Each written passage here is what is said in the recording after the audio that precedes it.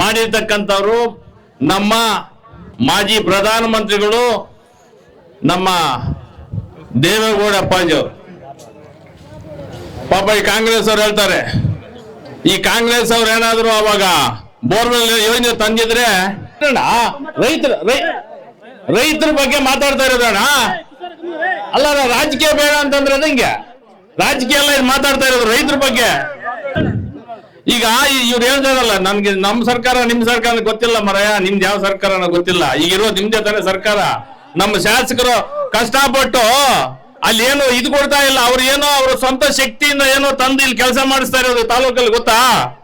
ಈ ಭಾಗದ ಎಲ್ಲ ನಾಯಕರುಗಳೇ ಹಾಗೂ ಈ ವೇದಿಕೆ ಮೇಲೆ ಇರ್ತಕ್ಕಂಥ ಎಲ್ಲ ಗಣ್ಯರೇ, ಸುತ್ತಮುತ್ತಲಿನ ನಮ್ಮ ಅಧ್ಯಕ್ಷರುಗಳೇ ಹಾಗೂ ಈ ಊರಿನ ಹಿರಿಯರು ತಾಯಂದಿರೆಲ್ಲ ಬಂದಿದ್ದಾರೆ. ಅದೇ ರೀತಿ ನಮ್ಮ ಪತ್ರಕರ್ತರ ಮಿತ್ರರೇ,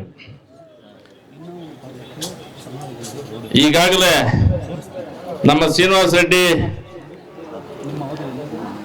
ವಿಸ್ತಾರವಾಗಿ ವಿವರವಾಗಿ ಎಲ್ಲ ಹೇಳ್ಬಿಟ್ಟಿದ್ದಾರೆ ರೈತರ ಬಗ್ಗೆ. ರೈತರು ಅಂದ್ರೆ ಜ್ಞಾಪಕ ಬರುತ್ತೆ, ಯಾಕಂದ್ರೆ ನಾವು ಗಂಡಾಣಲ್ಲಿ ಇರ್ತಕ್ಕಂಥವ್ರು.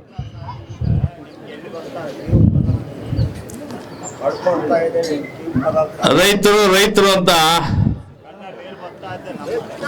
ಅದಕ್ಕೆ ಒಂದೇ ಒಂದು ಕುಟುಂಬನೇ ರೈತರು ಅಂತ ಸಾಯೋದು ಪಾಪ ಈ ಕರ್ನಾಟಕ ರಾಜ್ಯದಲ್ಲಿ.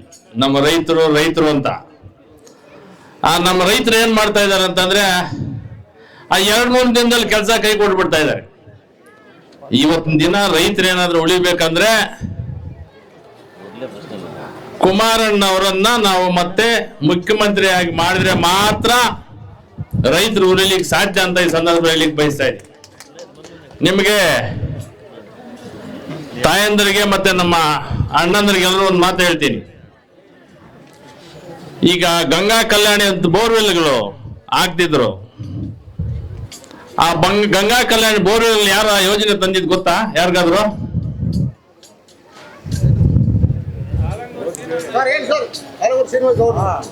ದೇವೇಗೌಡರು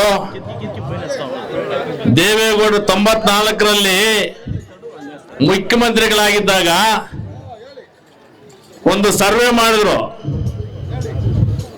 ಆ ಸರ್ವೆಯಲ್ಲಿ ಪರಿಶಿಷ್ಟ ಜನಾಂಗಕ್ಕೆ, ಪರಿಶಿಷ್ಟ ಪಂಗಡಕ್ಕೆ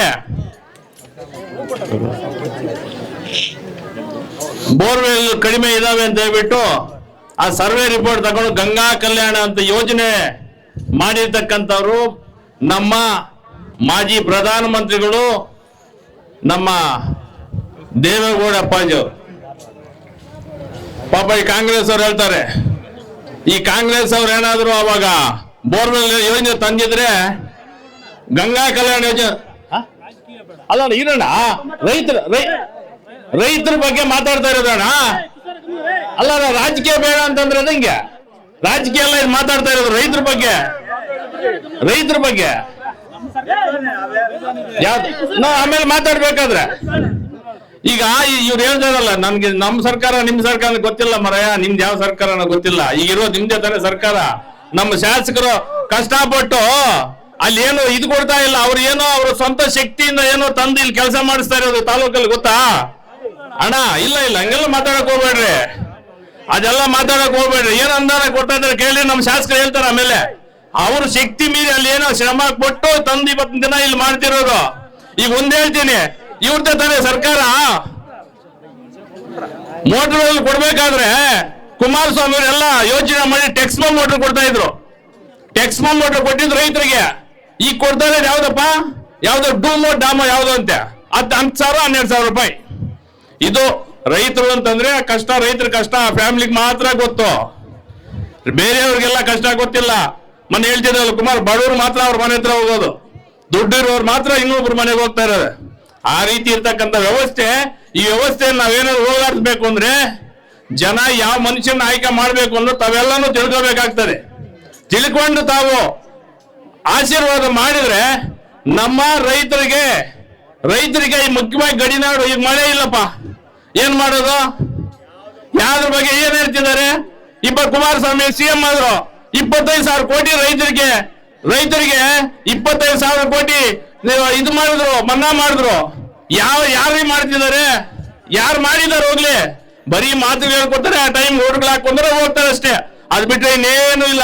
ನಾವೆಲ್ಲನೂ ಯೋಚನೆ ಮಾಡ್ರಿ, ಯಾಕಂದ್ರೆ ಎಲ್ಲ ಬಡವರು, ಎಲ್ಲ ಬಡ ಜನತೆ ಇರ್ತಕ್ಕಂಥವ್ರು, ರೈತರು ಇರ್ತಕ್ಕಂಥವ್ರು, ನಾವೆಲ್ಲೂ ರೈತರೇ. ಆ ಕಷ್ಟ ಏನೋದು ನಮಗೂ ಗೊತ್ತಿದೆ, ರೈತರಾಗಿದ್ದು ಹುಟ್ಟಿದೀವಿ, ಆ ಕಷ್ಟ ಏನೋದು ನಮಗೂ ಗೊತ್ತಿದೆ. ಫಸ್ಟ್ ಅದನ್ನ ತಿಳ್ಕೊಳ್ಳಿ. ರಾಜಕೀಯ ಇರ್ಲಿ, ರಾಜಕೀಯ ಇದ್ರೇನೆ ಎಲ್ಲಾನು, ರಾಜಕೀಯ ಇದ್ರೇನೆ ಇದಾಗೋದು, ಅಭಿವೃದ್ಧಿ ಆಗೋದನ್ನು. ಬಟ್ ಅದನ್ನ ಮನಸ್ಸಲ್ಲಿ ಇಟ್ಕೊಂಡು ತಾವೆಲ್ಲರೂ ಒಮ್ಮತವಾಗಿ ಒಂದು ಯೋಚನೆ ಮಾಡಿ ಒಬ್ಬ ಅಭ್ಯರ್ಥಿಯನ್ನ, ಒಬ್ಬ ಒಳ್ಳೆ ನಾಯಕನನ್ನ, ರಾಜ್ಯದ ನಾಯಕನನ್ನ ಆಯ್ಕೆ ಮಾಡ್ರಿ, ತಮ್ಮ ಎಲ್ರಿಗೂ ಒಳ್ಳೇದಾಗತ್ತೆ ಅಂತ ಹೇಳ್ತಾ ಏನು ಮಾತಾಡಲು ಅವಕಾಶ ತಮ್ಮೆಲ್ಲರಿಗೂ ಒಂದಿಷ್ಟು ಮಾತನ್ನು ಮುಗಿಸ್ತಾ ಇದ್ದೀನಿ. ಜೈ ಹಿಂದ್, ಜೈ ಕರ್ನಾಟಕ.